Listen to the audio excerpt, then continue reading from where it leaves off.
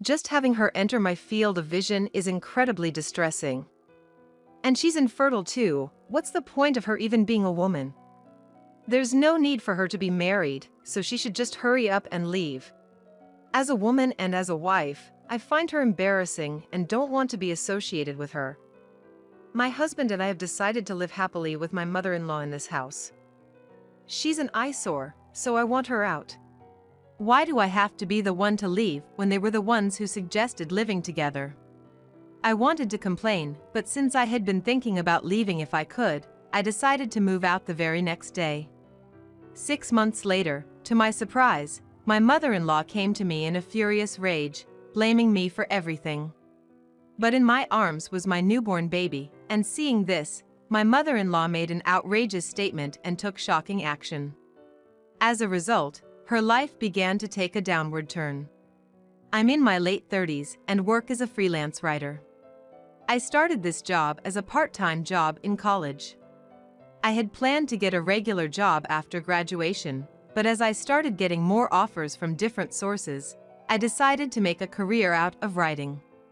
A few years ago, I married a younger man who was a company employee.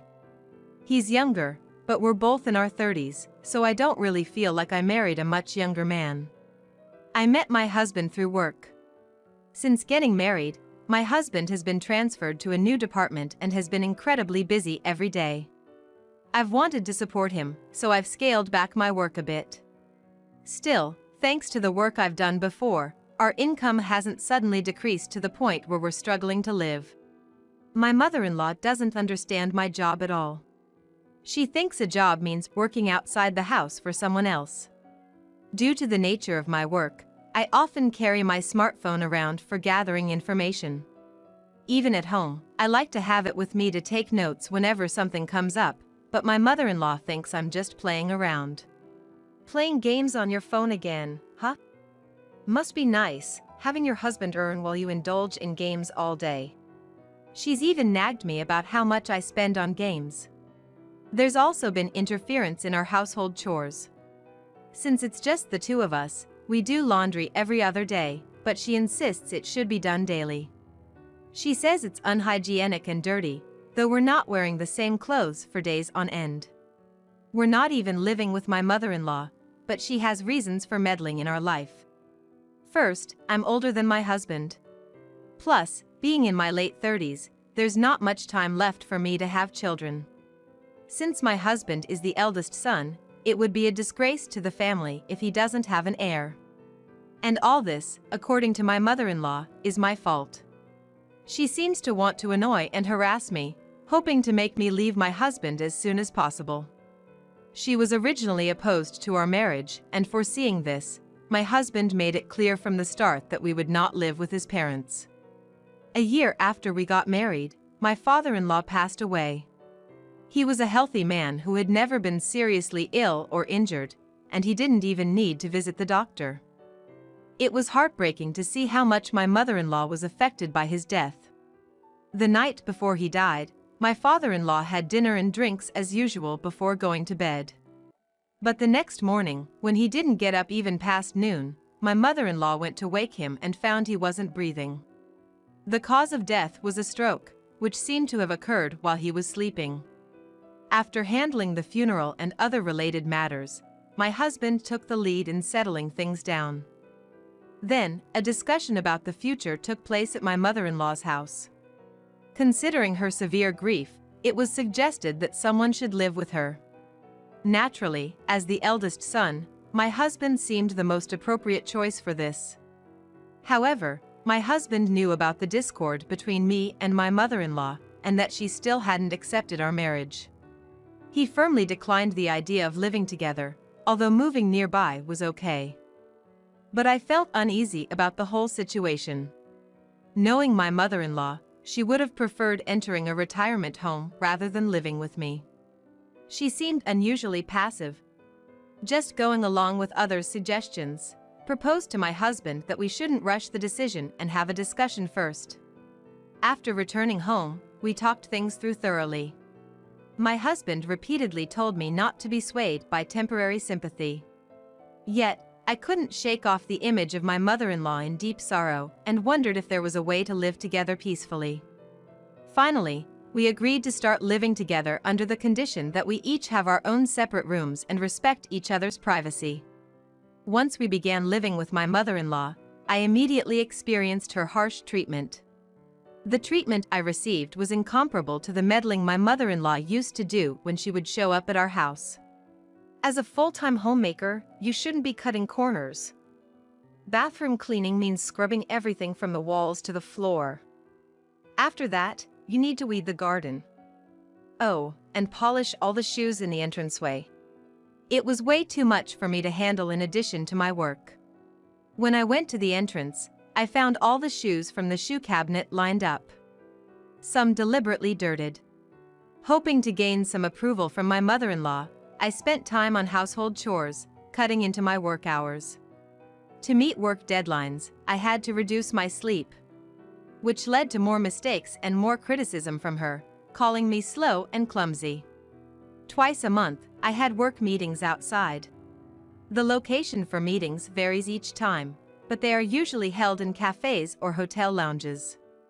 Sometimes I received gifts, like bags from famous pastry shops. My mother-in-law always expressed her dissatisfaction.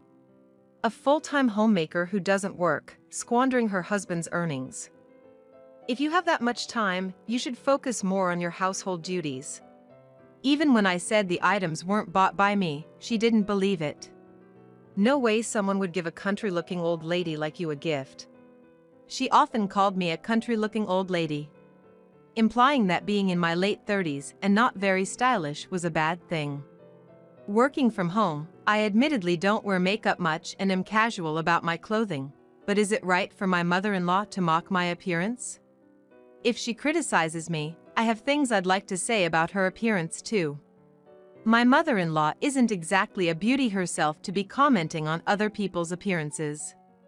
She looks just like any other woman in her 60s you might see around. Her clothes are always similar, not showing any high sense of fashion. But I've never pointed that out to her. What's with that look? Got something to say? Just so you know, I'm the one who has a complaint here. Apparently, my mother-in-law went through my room when I was away. She began complaining about how I have too many clothes and bags, calling it extravagant. Although I work from home, I occasionally attend dinners and small parties. I'm not oblivious to fashion and maintain at least the basic etiquette. I buy new clothes, bags, and shoes to match, so I'm presentable. My mother-in-law seems to think I'm making inappropriate purchases with my husband's earnings, but in fact, I bought those things with my own money. My mother-in-law has no business criticizing me for that. Really, with your plump figure, you can't pull off such flashy clothes. She said it was embarrassing and told me to be thankful as she was going to dispose of them. This wasn't the first time she'd taken my clothes. I don't know what she does with them. And her constant nagging always ends with criticism about my infertility. She pressures me to leave my husband quickly, blaming it on my age.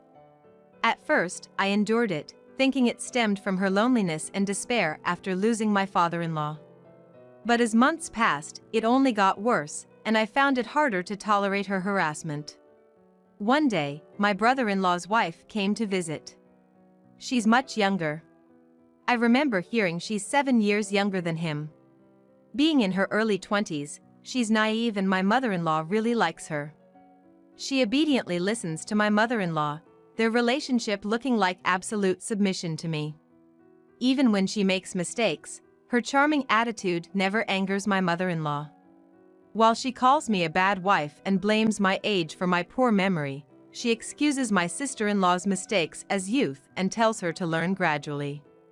The difference in how my mother-in-law treats me and my sister-in-law is like night and day. I always tried to finish my household chores in the morning so that I could dedicate my afternoons to work. At first, my mother-in-law and I had a tacit understanding about this arrangement, but once I firmly decided not to do chores past noon. She was infuriated. She complained to my husband, but he said to let me have a few hours in the afternoon to myself, leaving her speechless. I was able to concentrate on my work for a while, but things changed when my brother-in-law's wife started staying over regularly. "You can't even have kids, so at least do the housework properly." She kicked and broke my room's sliding door. "Oh, it's all your fault. You didn't come out when called. I'm going to tell mother-in-law that you broke it." Soon after, my mother-in-law burst into my room, yelling loudly, "Getting plump because you're holed up and not doing chores in the afternoon. How audacious!" She grabbed my hair and dragged me out of the room. My elbows and knees were scraped, and clumps of hair came out, leaving me shocked at being treated less than human. When I was too scared to look up at her, she forcefully raised my face. "Wife who can't have kids is just a nuisance, so get out now." As she let go of my hand, I stumbled and hit my nose on the corner of a pillar. Then my brother-in-law's wife added insult to injury. "My husband and I are going to live with mother-in-law. You're just in the way, so leave." I had been emotionally crushed by their words many times, but now they had resorted to physical force. Despite my best efforts, my mother-in-law never acknowledged them, and I realized she despised me enough to arrange for me to be replaced without my knowledge. Perhaps tired of berating me, or maybe bored by my lack of reaction, they let me go after a few minutes. I had a hard time staying with my mother-in-law and brother-in-law, so I waited in the corner of my room with bated breath for my husband to come home. That evening, despite coming home late from work, my husband immediately noticed something was off with me and seemed to understand what had happened to some extent. I confessed that I initially supported living with his family, but now I had reached my breaking point. I said I wanted to leave, even if it was just me, but he insisted on leaving together. The next day, he took the day off work and we moved out in a hurry. My mother-in-law made a scene, saying there was no need for my husband to leave. But he completely ignored her. We returned to our original house and started a life free from her harassment. In fact, when we moved to my mother-in-law's house, my husband had suggested we keep our own house without selling it. My husband probably foresaw that something like this might happen someday. Shortly after we left, my brother-in-law and his wife started living with her. My husband apparently received several calls from my mother-in-law asking him to leave me and come back, but he continued to ignore them until the calls eventually stopped. About 6 months later, I received a call from my brother-in-law's wife. Initially, I didn't want to get involved and ignored it, thinking it was my mother-in-law's doing. After repeatedly ignoring her calls, I finally checked the voicemail. In a weak voice, she said, "Help me." It didn't seem like an act, and as a human being, I couldn't ignore someone asking for help, so I decided to answer the next time she called. After a pause, when I finally answered my brother-in-law's wife's call, she was incredibly humble and just wanted someone to listen, so I silently heard her out. According to her, my mother-in-law had taken their bank books, cash cards, and bank seals. My brother-in-law was only given a $20 monthly allowance, and she received nothing at all. The reason given was that as a housewife, she didn't need money. My brother-in-law wasn't even given lunch money, living without a midday meal. My mother-in-law strictly managed the grocery budget, and when she tried to make lunch for him, my mother-in-law threatened to deduct it as a debt from his meager allowance. Their personal lives were completely controlled by her, even down to the usage of toilet paper. If it ran out too quickly, she would count the rolls and complain if she deemed it excessive. While my brother-in-law could escape her surveillance when he went out for work, she felt constantly watched, even when outside, causing her significant mental distress. My brother-in-law, who has always been meek and unable to stand up to his mother since childhood, remained the same even as an adult. She cried, describing their life as a living hell, both financially and mentally.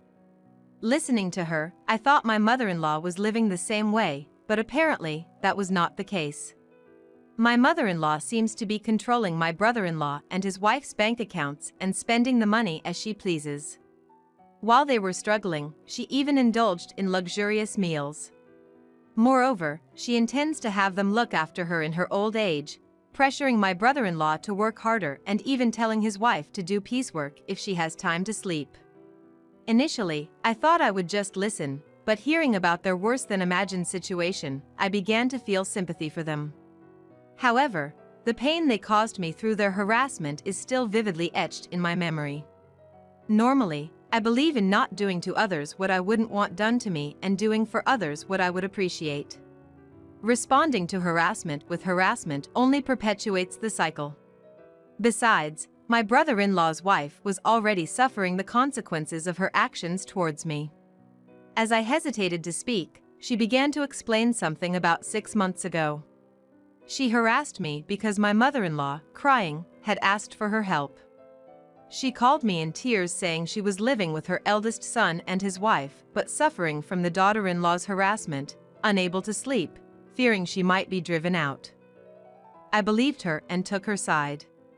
Initially, she felt I deserved it, but seeing my mother-in-law treating me harshly and causing injuries, she became scared. Believing that I would take revenge on her in her absence or attack her in her sleep, she followed my mother-in-law's instructions, now deeply regretting her actions. She endured her current situation, fearing for her life, believing only my husband and I could help her. It's hard to know how much of her story is true over the phone. I might be deceived, but I'd rather be the one deceived than deceive others. Being called naive is better than being called cruel. With that thought, I decided to help my brother-in-law and his wife. I figured they needed financial assistance to move out and start a new life. Waiting for my husband to come home from his busy job, I told him about the call. I then told him that I had decided to provide financial assistance. My husband suggested using our joint savings for the financial assistance, but since I had made the decision without consulting him, I insisted on providing the funds myself and refused to back down. Actually, there was another reason for my insistence on not backing down. It was also because I wanted to prove a point to my mother-in-law, who had constantly ridiculed and belittled me. 3 days later, my brother-in-law and his wife successfully escaped the mother-in-law's house. It happened on a day she was out for her beauty treatments, paid for with their money. The house was dark when she returned. The brother-in-law's wife was not there. The living room had only a letter left behind. On reading that they had left with my help, my mother-in-law was furious. Still furious, my mother-in-law came to our house and confronted me, demanding to know how I had managed to do it. The note she found stated that they were able to leave the mother-in-law's house because they had received financial assistance from me. You couldn't possibly have the money to help others. How much do you intend to trouble my son? You must have borrowed it from some dangerous place, right? If my son ends up being chased by debt collectors, it'll all be your fault.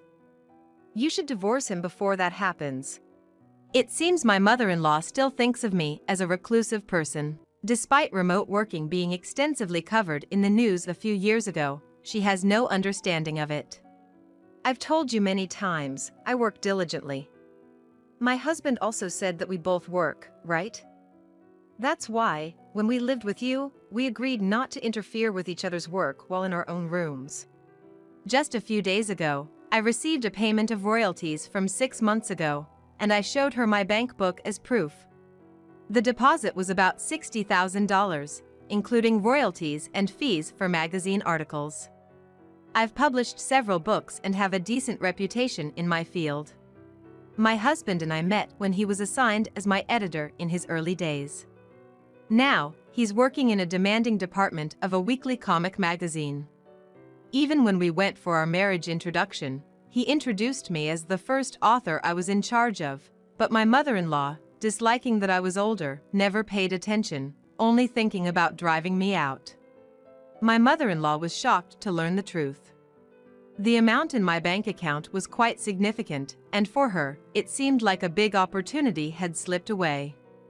At that moment, a baby's cry could be heard from the back room. She looked puzzled. I went to the back room and returned holding my newborn baby in front of my mother-in-law.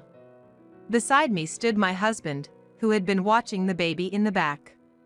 In fact, I discovered I was pregnant around the time we started living with my mother-in-law. When she became physically aggressive towards me, we decided it was too dangerous for our unborn child and moved back to our original home. We chose not to tell her about my pregnancy during our stay there, thinking it would be safer for both mother and child. Since we were leaving, there was no need to inform her, so we left without saying anything. You were supposed to be an old, infertile wife. It was all something Mother decided on her own. But being known for having a late pregnancy would be embarrassing in the neighborhood. You've always been like that. Believing even the slightest rumor, buying boxes of expensive water that you didn't understand. Remember how much debt Dad incurred because of that. My mother-in-law interrupted my husband, claiming she had forgotten about the past. Then, completely ignoring our feelings, she demanded that we return to her house with the newborn baby. She even said it was a great relief that my brother-in-law and his wife had left. I'll pass, thank you. Are you planning to take over my account next for your extravagant lifestyle? I'm not working to satisfy your personal desires. I agree. Don't show your face here again. I grabbed my mother-in-law's arm and pushed her out. She cried and made a fuss, asking us to reconsider, but when my husband threatened to call the police due to the disturbance, she finally left. She tried several times to persuade us to move back in with her, but I firmly refused, and after calling the police due to her persistence, she never came back. With my husband and brother-in-law no longer available to rely on for money, it seemed she had resorted to using the inheritance left by my father-in-law. As I mentioned before, due to falling for the sales pitch of a neighbor, my mother-in-law impulsively bought expensive water in bulk, depleting much of my father-in-law's inheritance. They had land and a house, which might have been just enough to shelter them from the elements. However, my mother-in-law couldn't stop her luxurious lifestyle and quickly squandered my father-in-law's inheritance. Not satisfied, she continued to accumulate debt by borrowing from credit cards and financial institutions without the means to repay. The debts were so massive that they couldn't be paid off just by working decently, resulting in the loss of the family home that had been in my father-in-law's family for generations. The house, being old, didn't sell for much, so they had to sell the land as well. They managed to pay off the debts, but only a few $1,000s remained. With this money, she rented a shabby apartment and was forced to work hard despite her old age. Having never even held a part-time job and with her nasty disposition, she struggled at work, often isolated and continuously making mistakes. She returns to an apartment where no one is waiting for her.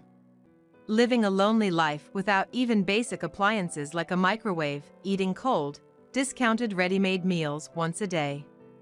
Apparently, after being disowned by us, she desperately sought help from my brother-in-law and his wife.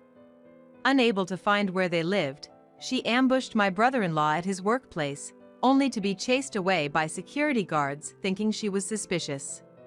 Later, I received a call from my brother-in-law's wife, who was very grateful for our assistance in escaping the mother-in-law's house. Since then, we began talking over the phone about various things. I had always thought she was favored by my mother-in-law, but it turned out she too had been a target of harassment until my husband and I got married. While she wasn't controlled to the extent of having her bank book seized, she was constantly interfered with even in trivial matters. Then, my brother-in-law personally visited my husband to express his sincere gratitude, and since then, our families began to have a closer relationship. 3 months later, when my brother-in-law's wife found out she was pregnant, she became even more eager to have a close relationship with me, wanting to hear about my parenting experience. She was very grateful for the advice from someone who has been through it. Hearing this, I suggested to my current editor the idea of writing an essay about my experiences with childbirth and parenting. I received a very positive response, so it looks like I'll be quite busy moving forward. Balancing parenting and work is challenging but enjoyable. My days are very fulfilling. My husband says that while his current department is rewarding and offers good income, he has heard that children grow up quickly, so he has submitted a transfer request to a department that is more understanding of family priorities. These days, I'm constantly reminded of how lucky I am to have such a wonderful husband and family.